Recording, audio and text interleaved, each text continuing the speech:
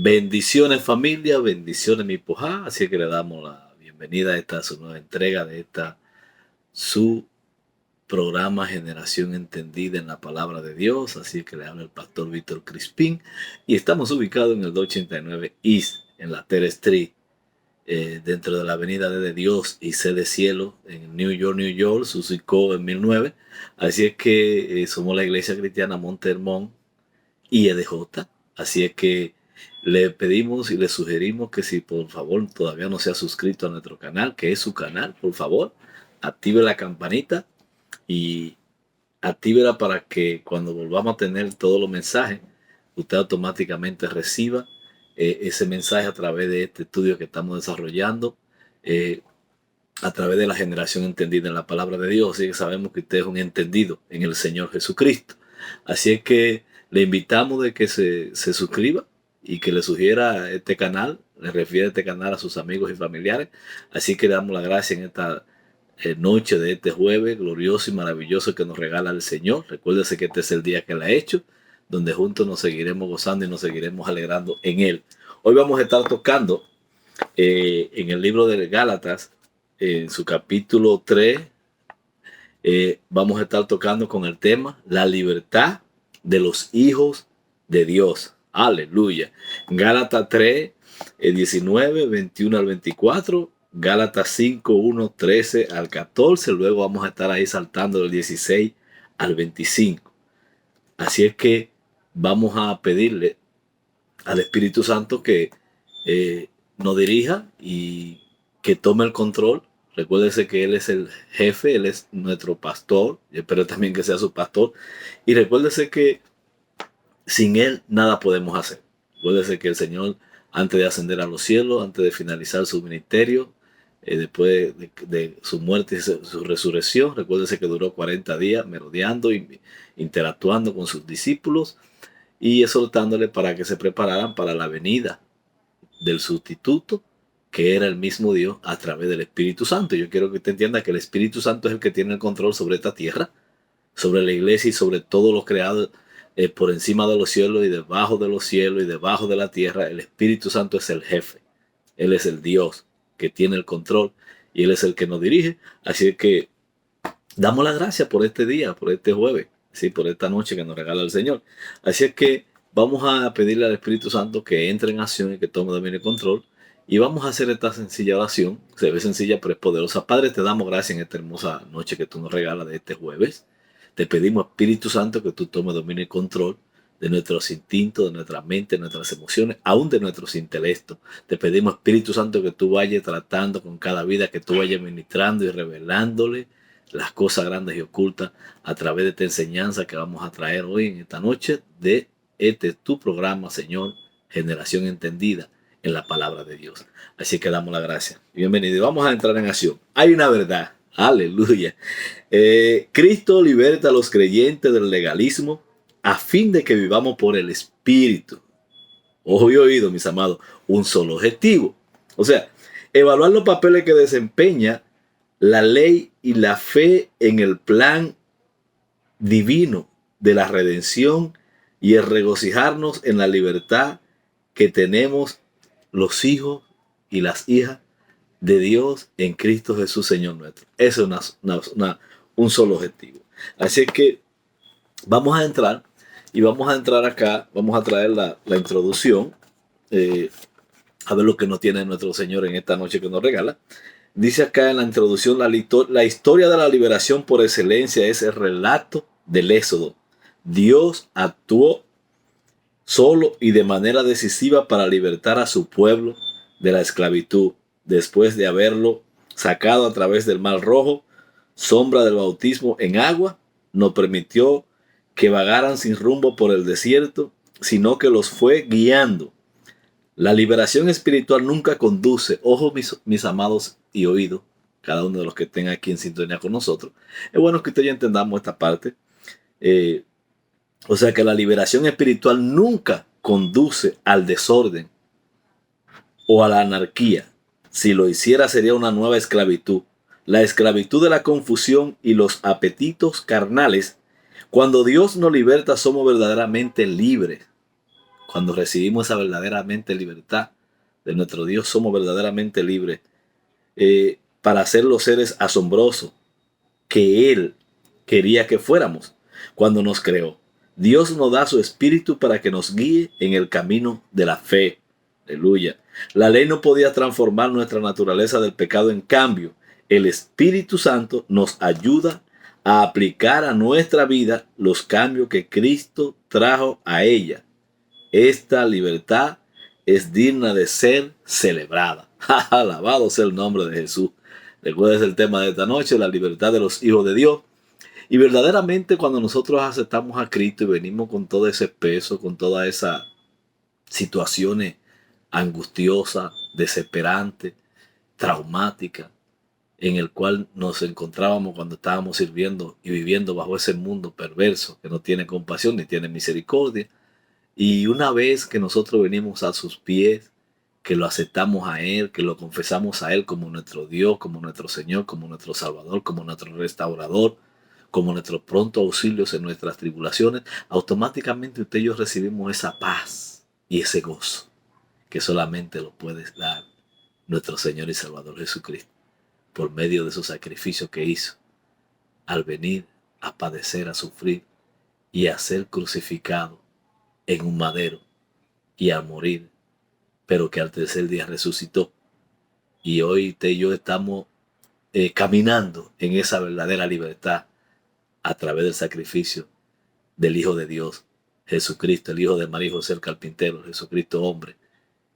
Así es que vamos a seguir. Y vamos a ver qué nos tiene aquí en el libro de los Gálatas. Dice en Gálatas 3, capítulo 3, verso 19. Luego vamos a estar viajando, navegando al 21 hasta el 24. Y de ahí vamos a estar navegando del 5, 1, 13, 14, 16 al 25. Vamos a ver lo que nos trae Gálatas para este día. Recuérdese que este es el día suyo y mío. Aleluya, alabado sea el Rey. Verso 19 de Gálatas, capítulo 3. Entonces, ¿para qué sirve la ley? Fue añadida a causa de las transgresiones hasta que viniera la descendencia a quien fue hecha la promesa. Y ustedes ya sabemos a quién fue hecha la promesa. La promesa se hizo a Abraham. Así es que, y fue dada por medio de ángeles en manos de un mediador. Entonces, la ley contradice las promesas de Dios de ninguna manera.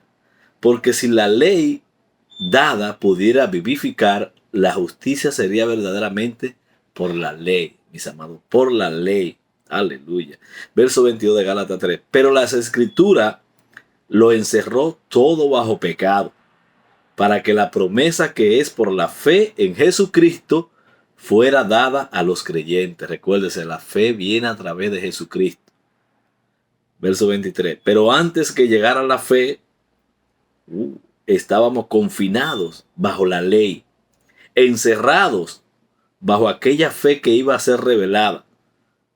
24. De manera que la ley ha sido nuestros guías para llevarnos a Cristo, a fin de que fuéramos justificados por la fe. Solo por la fe podemos ser justificados, mis amados y mis amadas. Solo por la fe en Cristo Jesús. Y vemos acá en el capítulo 5, el verso 1 de Gálatas dice, está, eso es para ti y para mí, pues firmes, hay una S, en la libertad con que Cristo nos hizo libres, y no estéis otra vez sujetos al yugo de esclavitud. O sea que una vez que ya usted y yo hemos sido libres, ya automáticamente nos podemos volver a ser esclavos del pecado. Ya Él nos libertó, nos redimió, nos limpió, nos santificó, nos purificó y nos estableció. Entonces verdaderamente usted y yo tenemos que darle gracias y mantenernos siguiendo esa fe en Jesucristo. Porque verdaderamente sin Él nada podemos hacer. O sea que separado de Jesús va a ser un fracaso en la vida suya y en la vida mía. Vamos a seguir. El verso 12 de Gálatas 5 dice, vosotros, hermanos, a libertad fuisteis llamados. Hay una S para todo. Solamente que no uséis la libertad como ocasión para la carne, sino servíos por amor los unos a los otros. Por amor, mis amados. Una vez que ya usted y yo estamos caminando en el Señor Jesucristo, tenemos que tener ese amor que solamente viene a través de Él y para Él. Recuérdense que todo fue hecho por Él y sin Él nada de lo que ha sido hecho fue hecho. Así es que nosotros tenemos que entender eso. Por amor, dice que tenemos que servir por amor los unos a los otros, desinteresadamente. Pero vemos que la situación, a través de que mucha de la iglesia sigue todavía bajo esa esclavitud de la religión, del pecado y de la maldad, entonces nosotros vemos que verdaderamente hay una situación, hay un impasse. Recuérdese que el Señor, una vez que venimos a Él en arrepentimiento y nos reconciliamos con Él, lo hacemos a Él nuestro Señor, nuestro Salvador, automáticamente usted y yo somos libres de todo pecado, de toda maldad y de toda iniquidad. Pero no podemos volver otra vez a ensuciarnos porque ya Él nos limpió con su sangre redentora. Así es que vamos a ver en el libro seguimos navegando en el capítulo 5. Vamos a tocar ahora el verso 14. Porque toda la ley, esta sola palabra se cumple. Oiga bien, porque toda la ley en esta sola palabra se cumple. Aquí está la clave para ti y para mí, mis amados y mis amadas. Amarás a tu prójimo como a ti mismo. Amará a tu prójimo como a ti mismo. Poquito medio chocante, pero esa es la realidad. Pero usted tiene que verdaderamente entender que tiene que amarse. Porque muchas veces hoy en día los seres humanos, especialmente los que ya hemos sido redimidos, muchos creyentes todavía siguen con amargura, con resentimiento. Entonces verdaderamente Jesús no está allí. Así es que tenemos que despojarnos de todo peso y de todo pecado que nos asedia y corramos a los pies de Jesucristo y traigámosle a Él. Recuérdese que Él es nuestro juez. Preséntese a la corte celestial. En arrepentimiento, en humillación, en enajenación. Pidiéndole a Él que tenga compasión y que tenga misericordia, que le ayude o lo ayuda. A que le pueda quitar esa carga de todos esos pecados, todas esas transgresiones.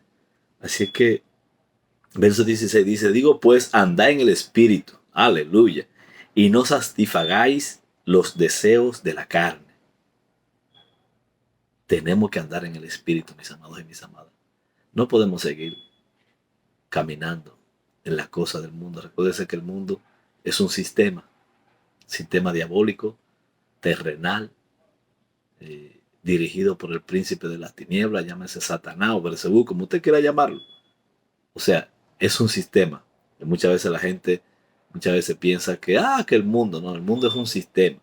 Usted y yo estamos en esta tierra. Por eso el Señor dijo que venía el príncipe de este mundo, de este siglo, y que él y él no tenían nada que ver. Recuérdese que Satanás es el padre de mentira. Así es que podemos seguir viendo. Dice, pero si soy guiado por el Espíritu, no estáis bajo la ley. Entonces, eso es el verso 18, pero vamos a ver el contrato para que usted entienda bien. O sea, leímos, dice el 16, digo, pues andad en el Espíritu y no satisfagáis los deseos de la carne. Vamos a ver el 17 para que entendamos bien el 18. Porque el deseo de la carne es contra el Espíritu, aleluya, y el del Espíritu es contra la carne. Y estos se oponen entre sí para que no hagáis lo que quisierais. O sea, que una vez que ya tú y yo estamos en el Señor, y una vez que usted y yo estamos caminando en el Espíritu, va a haber un choque con las cosas del sistema de la carne a través de este mundo perverso, pecaminoso, de este mundo caído. Entonces, ahí usted y yo tenemos que entender que verdaderamente el Señor, Él es un Dios misericordioso y compasivo y que tiene cuidado de vosotros para que nosotros no volvamos otra vez a los viejos rudimentos. Así que vamos a seguir navegando. Dice acá el 19, dice, manifiestas son las obras de la carne, aleluya, que son 1, adulterio, 2, fornicación, 3, inmundicia, 4, lujuria. Oiga, de estos 3 fundamentos de la carne se multiplican y tienen una derivación de muchas aberraciones pecaminosas de cada una de ellas. Adulterio, fornicación, inmundicia y lujuria. Verso 20. Idolatría, hechicerías, enemistades, pleitos, celos, iras, contiendas y divisiones y herejía. Verso 21. Envidias, homicidio, borracheras, orgías y cosas semejantes a estas. En cuanto a esto, os advierto, como ya os es dicho, antes que los que practican tales cosas no heredarán el reino de Dios. Óigame bien, esa es la tabla de la carne. Si usted y yo estamos tocando y caminando en alguna de estas teclas de la tabla de la carne, que le pertenecen a Satanás, entonces automáticamente usted y yo estamos en problemas. Y Dios no quiere que usted y yo estemos en problemas. Así que vamos a seguir navegando, vamos a seguir viendo en el verso 22. Vamos a ver aquí, viene la tabla del fruto del Espíritu. Pero el fruto del Espíritu es amor, ojo y oído, gozo, aleluya, paz, paciencia, benignidad, bondad, fe, mansedumbre, templanza. Contra tales cosas no hay ley. Pero los que son de Cristo han crucificado la carne con sus pasiones y deseos. Verso 25 final. Si vivimos por el Espíritu, andemos también por el Espíritu. Aleluya. O sea que si vivimos por el Espíritu, tenemos que andar también por el Espíritu.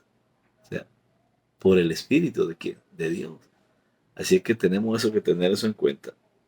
Porque esto es muy importante. Mis amados y mis amadas, que ustedes ya entendamos esto. O sea, si vivimos por el Espíritu, andemos también por el Espíritu. O sea que no podemos, si ya hemos muerto al pecado, seguir caminando como si tuviéramos otra vez esclavizados del pecado. Recuérdense que ya usted y yo hemos sido libres a través de nuestro Señor y Salvador Jesucristo. Entonces nosotros tenemos que tener en cuenta eso, mis amados, tenemos que tener cuidado, sumo cuidado de que ya usted y yo le pertenecemos a nuestro Señor Jesucristo. O sea que tenemos que tener eso en cuenta para que usted y yo entendamos que verdaderamente el Señor sigue siendo bueno. El Señor es un Dios maravilloso, es un Dios compasivo, un Dios que se acuerda que usted y yo somos polvo, que vamos a volver al polvo, pero que nuestras almas y nuestro espíritu van a volver a Dios, que fue el que lo dio y el que tiene el derecho, porque eso le pertenece a Él. Así es que, ojo y oído, recuérdese que muchas veces somos tentados y somos seducidos y somos atraídos a través de esta tierra, de esta carne que es cobarde. Y recuérdese que esta carne es cobarde, pero usted y yo tenemos a nuestro Señor y Salvador Jesucristo, quien murió, padeció, pero resucitó para darte a ti y a mí, darnos vida y vida en abundancia. Eso es algo que usted y yo tenemos que tener bien claro, mis amados y mis amadas. Entonces vamos a traer algunos comentarios. Acá, la razón de ser de la ley, o sea, al llevarnos a Cristo. Ese es a lo que está hablando Gálatas 3, del 19 al 24. Dice acá, vamos a ver lo que vamos a ver de este comentario. Tal como se hizo al ver la representación del principio, la ley nunca tuvo el propósito, ojo y oído, de proporcionarnos una lista legalista de comprobación para que la usáramos y nos hiciera sentir bien. Los que son de Dios siempre han sido salvos por fe. Esto es un asunto bien claro, mis amados.